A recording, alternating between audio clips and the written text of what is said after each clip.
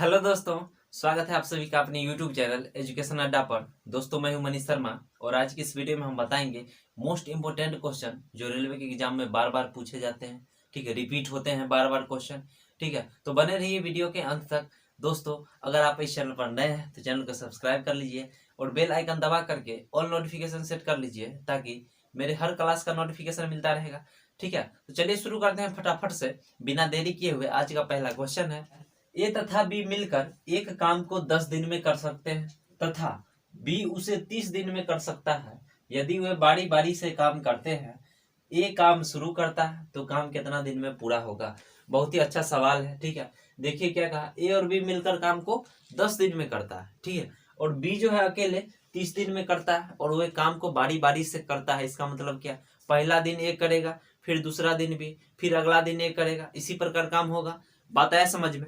तो देखिए, जब भी इस टाइप का सवाल पूछा जाएगा तो सबसे पहले क्या करेंगे, ए और बी मिलकर काम को 10 दिन में करता है, यानी ए और बी दोनों मिलकर के काम को 10 दिन में करता है और बी जो है अकेले काम को 30 दिन में करता है।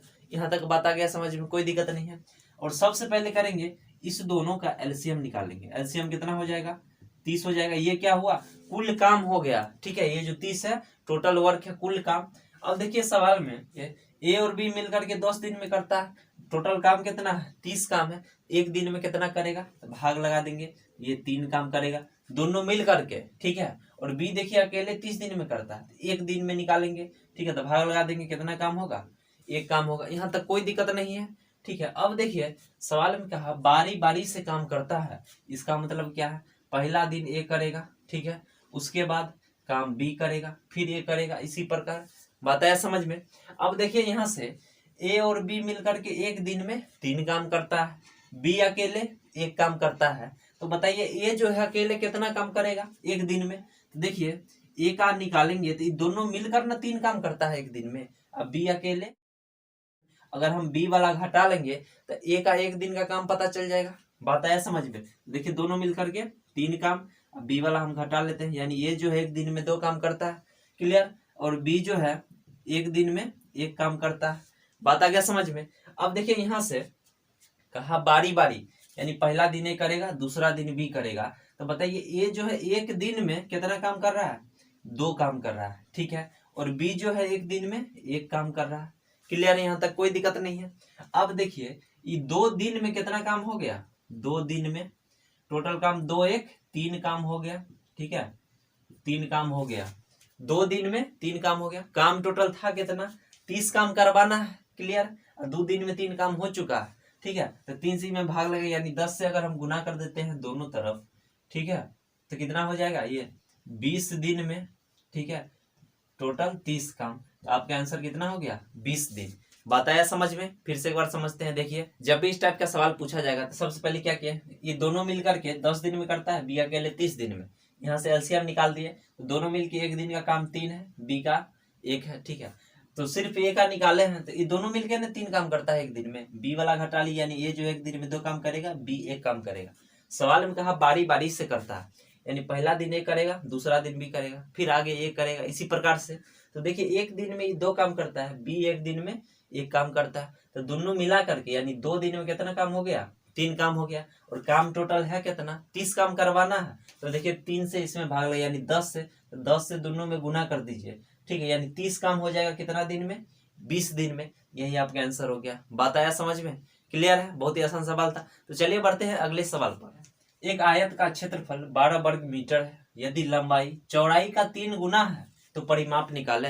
बहुत ही अच्छा सवाल है। देखिए क्या कहा, लंबाई जो है चौड़ाई का 3 गुना है। अगर देखिए चौड़ाई अगर x होगा तो लंबाई कितना हो जाएगा, 3 गुना इससे करना है, यानी ये 3x होगा। यहाँ तक कोई दिक्कत नहीं है। अब देखिए क्षेत्रफल दिया हुआ है 12 वर्ग मीटर है।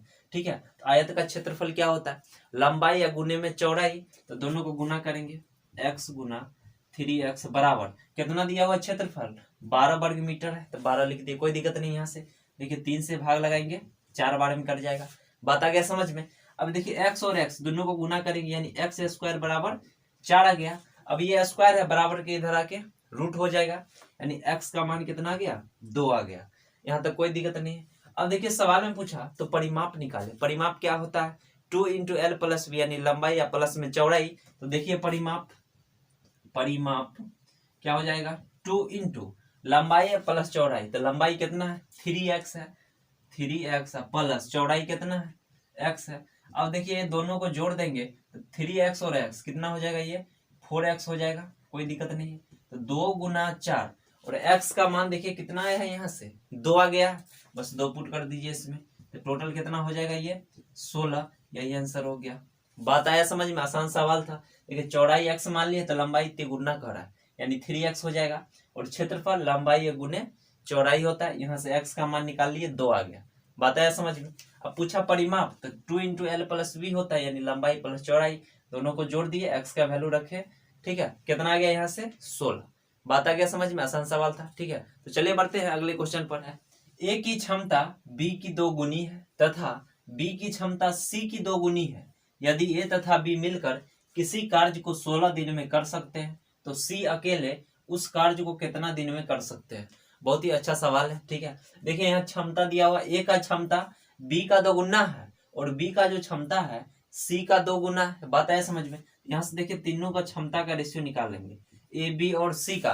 तो देखिए क्या कहा, बी की क्षमता सी की 2 गुनी है, अगर सी का क्षमता 1 होगा तो बी का कितना हो जाएगा, 2 गुना कर रहा है यानी 2 हो जाएगा। यहाँ तक कोई दिक्कत नहीं है, बात आ गया समझ में। अब कहा ए की क्षमता बी की 2 गुनी है, तो बी का क्षमता कितना है 2 है, तो ए का कितना हो जाएगा, इसका 2 गुना यानी ये 4 हो जाएगा। बात आ गया समझ में, यहाँ तक कोई दिक्कत नहीं है। बी की क्षमता जो है सी की 2 गुनी है, सी का 1 है तो बी का 2 हो जाएगा 2 गुना, और ए का है बी से 2 गुना है तो बी का क्षमता 2 है, ए का कितना हो जाएगा 4 हो जाएगा। बात आ गया समझ में, यहाँ तक कोई दिक्कत नहीं। अब देखिए यहाँ से ये क्षमता का रेशियो पता चल गया है, ठीक है। अब सवाल में कहा ए तथा बी मिलकर किसी कार्य को 16 दिन में कर सकते हैं।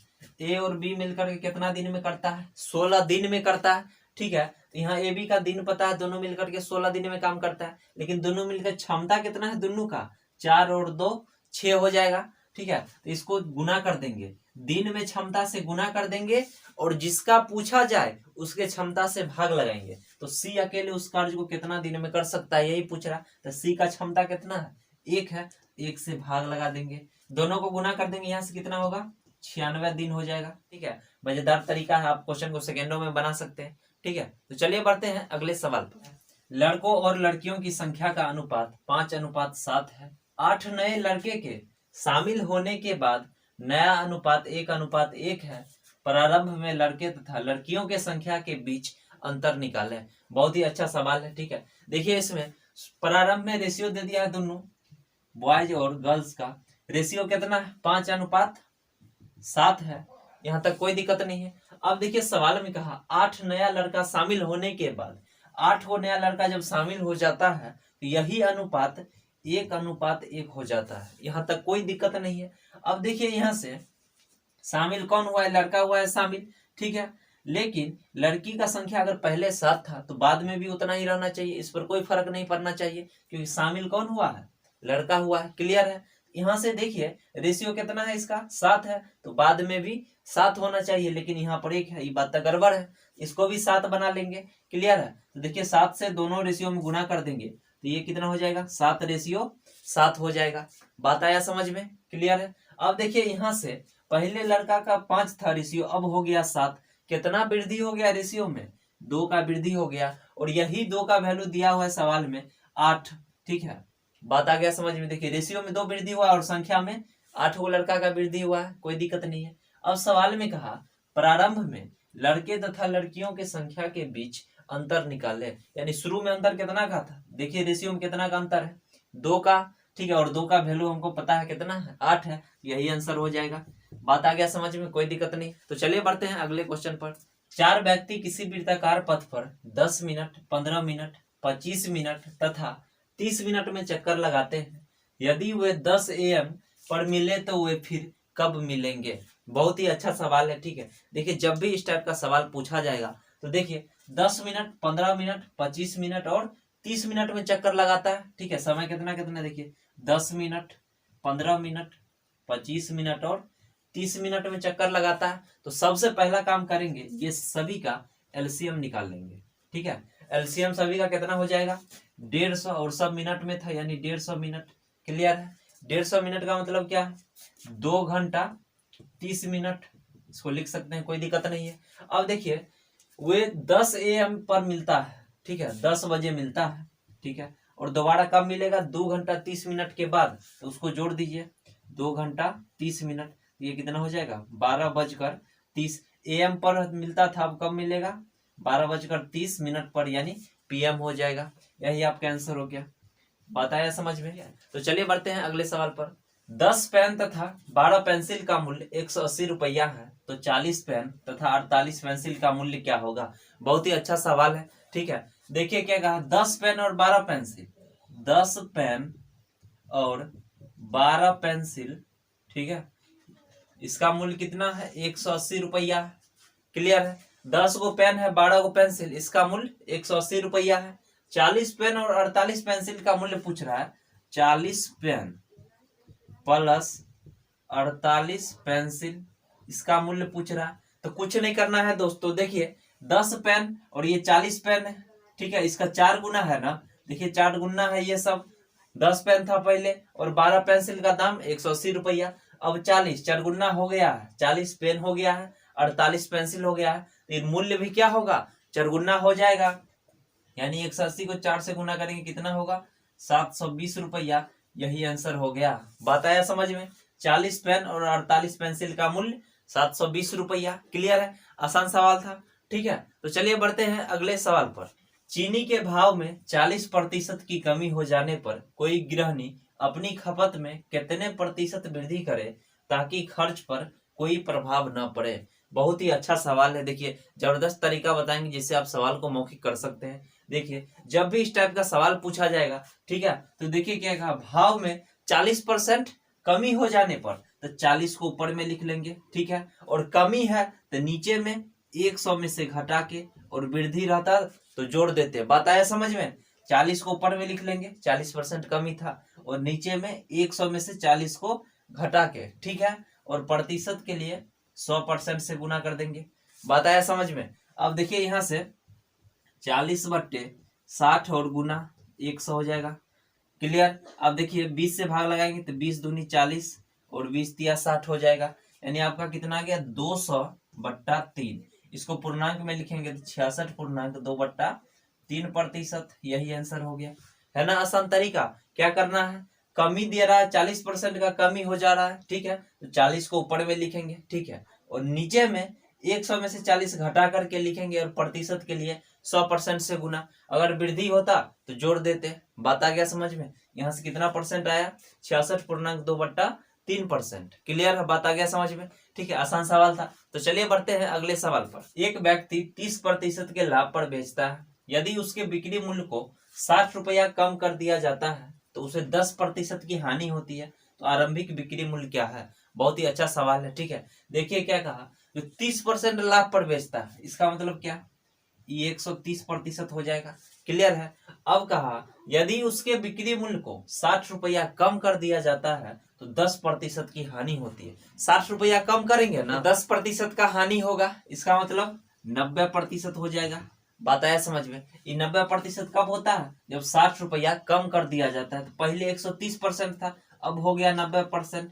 प्रतिशत में कितना कम गया 40%, ठीक है, प्रतिशत में 40% कमी है, और यही दिया हुआ है 60 रुपया, 40% का वैल्यू 60 रुपया। अब देखिए कहा आरंभिक बिक्री मूल्य क्या है, तो शुरू में क्या था आरंभिक वाला 130%, इसका वैल्यू निकाल दीजिए 130% का, तो 60/40 गुना 130। बात आ गया समझ में? यहाँ से कोई दिक्कत नहीं। अब देखिए 20 से भाग लगाएंगे तो 3 बार में कट जाएगा, ये 2 बार में। क्लियर है। अब 2 से ये कट जाएगा 65, ठीक है, अब 65 को 3 से गुना कर देंगे, कितना हो जाएगा 195 रुपया। यही आंसर हो गया। तो चलिए बढ़ते हैं अगले सवाल पर। यदि 2 वर्ष का चक्रवृद्धि ब्याज 1600 रुपया है तथा 3 वर्ष का चक्रवृद्धि ब्याज 1700 रुपया है, तो ब्याज दर क्या है? बहुत ही अच्छा सवाल है। देखिए इसमें क्या कहा, 2 वर्ष का चक्रवृद्धि ब्याज कितना है 1600 रुपया, ठीक है, और 3 वर्ष का कितना 1700 रुपया है। बात आया समझ में? 2 वर्ष का चक्रवृद्धि ब्याज 1600 रुपया और 3 वर्ष का 1700 रुपया, ठीक है, तो पूछ रहा है ब्याज दर क्या है, तो देखिए 1600 रुपया था और 1700 रुपया हो गया 3 वर्ष में। क्लियर है, कितना ब्याज हो जाएगा यहाँ से 100 रुपया, कितना पर, तो 1600 पर बट्टा में 1600 प्रतिशत के लिए 100% से गुना। क्लियर है, अब देखिए 2 जीरो से 2 जीरो कट गया, 100 में 16 से भाग लगे यानी 6.25%, यही आंसर हो गया। बात आया समझ में, आसान सवाल था। ठीक है, 1600 रुपया 2 वर्ष में और 3 वर्ष में 1700 रुपया, यहाँ से ब्याज कितना हो गया 100 रुपया, 1600 पर प्रतिशत के लिए 100% से गुना, यहाँ से कितना गया 6.25%। क्लियर है, आसान सवाल था। ठीक है, चलिए आज के लिए इतना ही रहने देते हैं, फिर मिलते हैं नेक्स्ट क्लास में। दोस्तों वीडियो पसंद आए तो लाइक शेयर और सब्सक्राइब जरूर कीजिए हमारे चैनल को, और पीडीएफ के लिए हमारे टेलीग्राम चैनल का लिंक नीचे डिस्क्रिप्शन बॉक्स में दे दिया गया है, तो आप वहां से ज्वाइन कर सकते हैं। ठीक है, तो चलिए मिलते हैं फिर नेक्स्ट क्लास में धमाकेदार ट्रिक के साथ।